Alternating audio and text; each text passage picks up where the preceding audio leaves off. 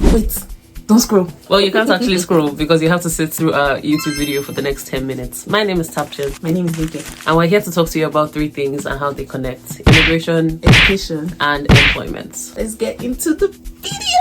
As you can tell, we are international students. Could you tell? I suspect it. And a lot of you actually don't have a big idea as to what international fees look like. It's a lot.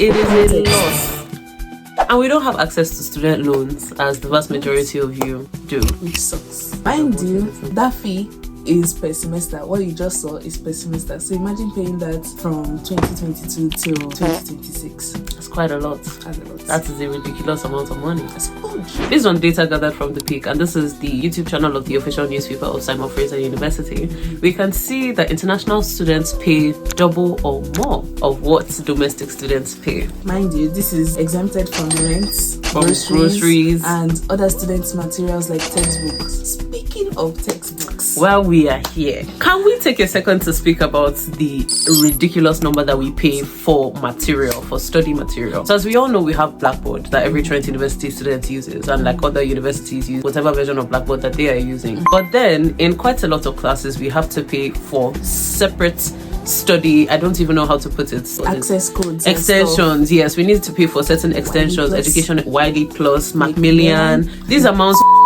pay access codes and textbooks. Why? Imagine you as a business student. Okay, let's use ourselves, it's not too far. Let's take all the econs compulsory courses which require textbooks and access codes. That's already like 500, maybe 700. All the business courses, Wiley Plus, Robin. Robbing you.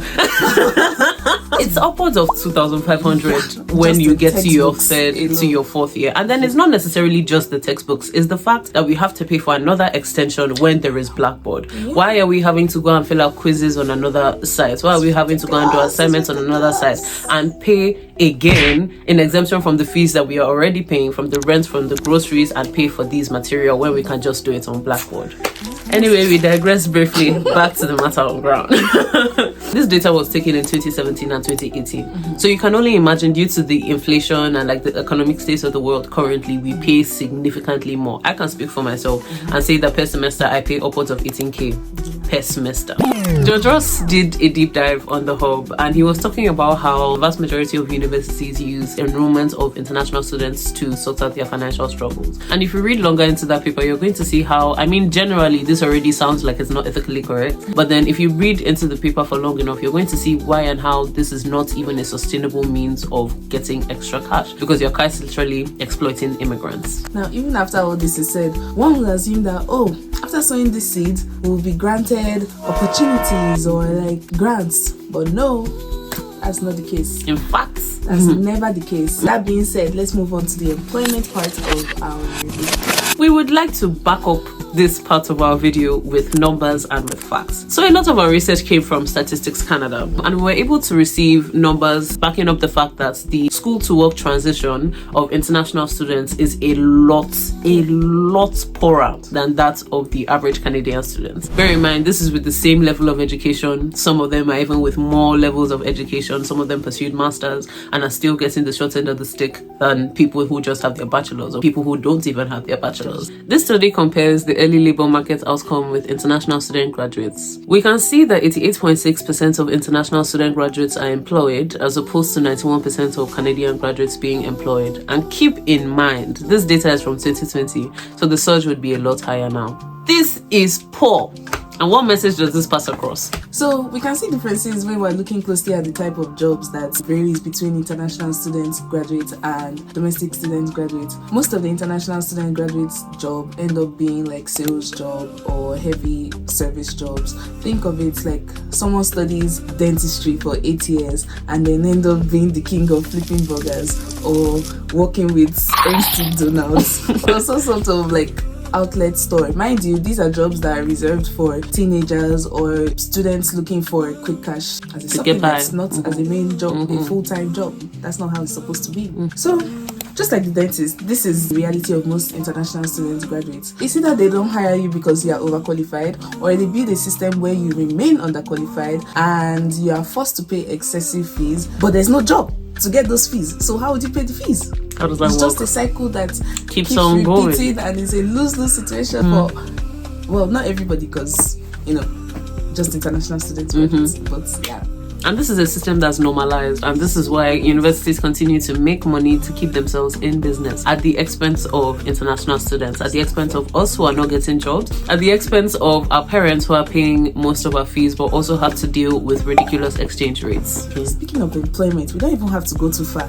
If we look at the job websites, the Trend job website, let's talk about it. Let's sit down and actually talk about it. Currently, as in today that we are recording this video, if you go on the Trend Experience portal, because there's currently a job board, in case you don't know, for students on campus. So if you go on the portal, you have the option to pick a filter, so you can pick jobs that are eligible to international students, and then you can see the jobs that are also available to Canadian students. Do you know that today, bear in mind, today is a good deal. Bear in mind, today 24th. Today is a good day. 25th. And there are only 28 jobs available to international students compared to 134, I believe, 34? compared to 134 jobs for domestic students. Bear in mind, like I said, this is a good day. On average, we're talking, you can see there was a day that I checked and there were only 13 jobs available to international students, and there were 236 jobs available to Canadian students. Can you see, you guys, these numbers, they are not numbering.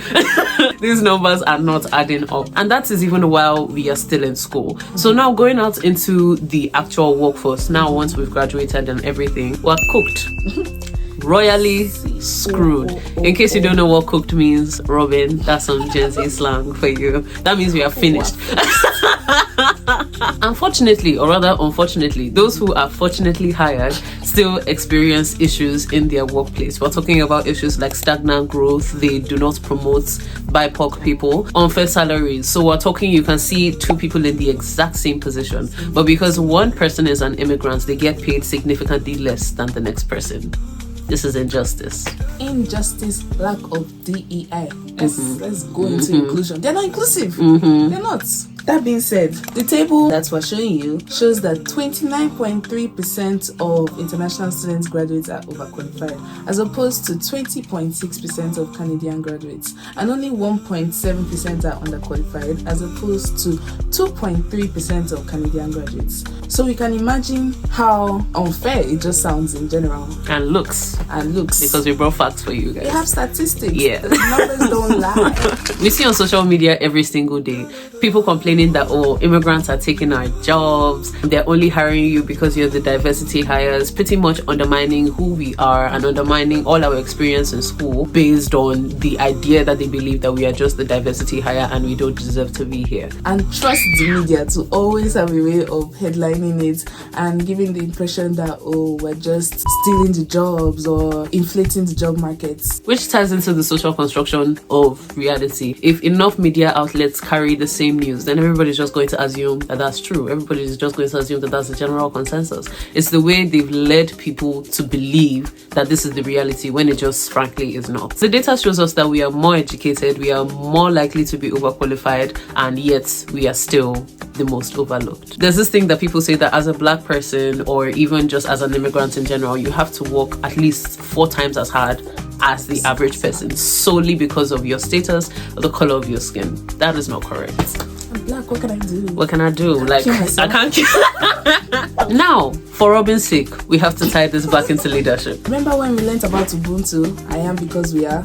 Well, how can you be if you are neglecting a part of your community? Supporting international students is a requirement to fulfill the philosophy of Ubuntu, because neglecting us means neglecting a part of who you are. And the society functions better with all hands on deck. Yeah. So if you're removing some hands from the deck, then the society is not going to function. It's not. Your hand is missing. And as we've also said, these media outlets are a big problem. The more that they continue to publicize this false reality, the more that people believe it, and the harder we have to work to prove that this narrative is not correct. So leadership in this sense means challenging those narratives and coming out to say that, okay, this is not true, and proving to the vast majority why it is not true. What? International students pay massive fees. Universities rely on these fees to dig them out of whatever financial hole they've dug themselves into. After graduation, international students are faced with numerous employment issues. We become overqualified, underemployed, and overlooked. So what? This affects Canada's economy and its talent pool in general. So many educated and skilled resources are untapped.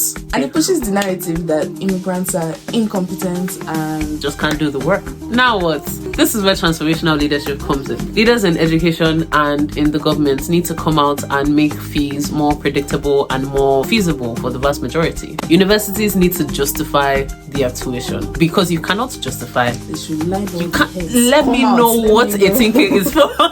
They also need to offer real support, because these are realities of many, and so they need to come and offer support and not just send us on a path to a system that's not built for us. And the government needs policies that protect international students and not exploit them. At the very least, like, the least you could do is not exploit us, quite literally. Like, we can just be. And as students, we need to start having conversations like this. I would assume that a lot of you knew, like, international students face one thing or the other, but I'm sure you did not know about everything that we face to this extent. So yeah, we need to start having these conversations and talk about the reality that many of us face, and we need to start challenging the system that has already been built in place, so that future generations would not have to succumb to this horrible reality. It's not nice, guys. Look at my face. I'm so sad. It's not nice. Like, it's not pretty, it's not fair, and it is hell to live through. Behind every number is the reality of someone just trying to build a life, and leadership needs to bridge together a gap between education and employment. We hope you enjoyed our little YouTube video. Thank you so Robin. Much. Special shout out to Robin, just in case we can get some extra marks for this. We love you, Robin. You're cool. Bye.